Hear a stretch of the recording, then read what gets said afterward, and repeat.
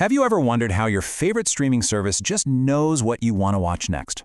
Or how a grocery store seems to magically stock up on everything right before a big storm? Well, a lot of the time, the secret sauce is a really powerful statistical tool for peering into the future. It's called time series analysis. And today, we're going to pull back the curtain and see how it works. I mean, it's the ultimate question, isn't it? For centuries, people have looked at everything from crystal balls to tea leaves. But it turns out one of the best ways to predict the future is to look very carefully at the past.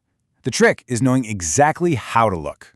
And this isn't just some abstract theory. Nope, time series analysis is humming away in the background of our lives every single day. It's how businesses figure out sales demand, how factories maintain quality control, how meteorologists predict the weather, and even how public health experts can get a jump on disease outbreaks. This is some seriously high-stakes pattern recognition. All right, so before we can start finding any of these amazing patterns, we first have to understand the language they're written in. And that language is the time series itself. So what even is a time series? Well, it's actually pretty simple. It's just a bunch of data points that are collected in sequence over time. The really crucial part here is regular intervals. We're talking about things like daily stock prices, monthly sales figures, or yearly temperature data. That consistent timing is absolutely everything. Let's make this real. Check out this table.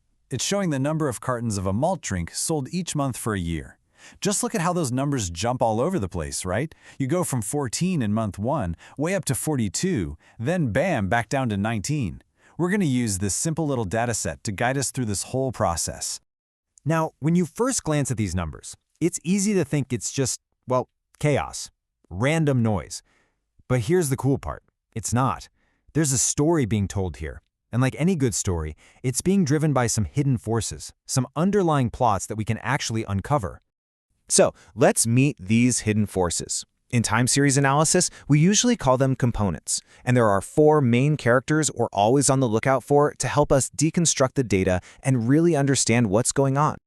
First up, we've got the trend. This is the big picture view. It's the long-term, overall direction the data is heading. Is it generally climbing over the years? Is it slowly declining? Or is it kind of staying flat? Think of it as the data's main journey, ignoring all the little bumps in the road.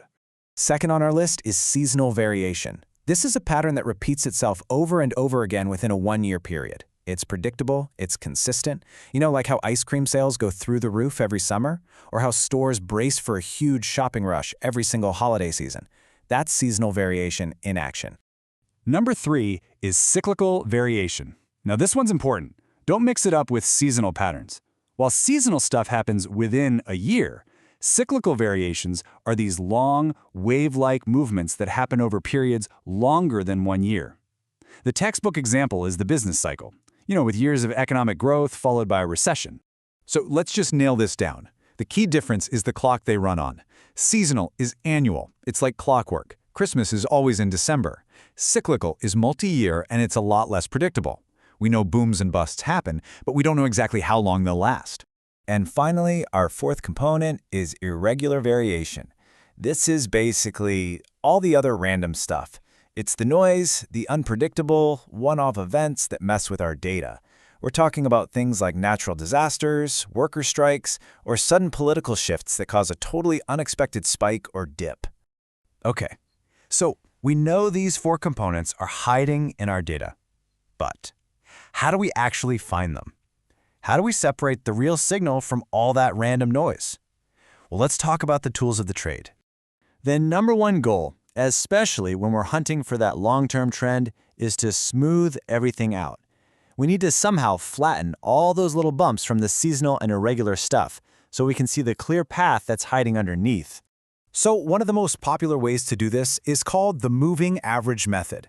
It sounds a little technical, but the idea is actually super straightforward.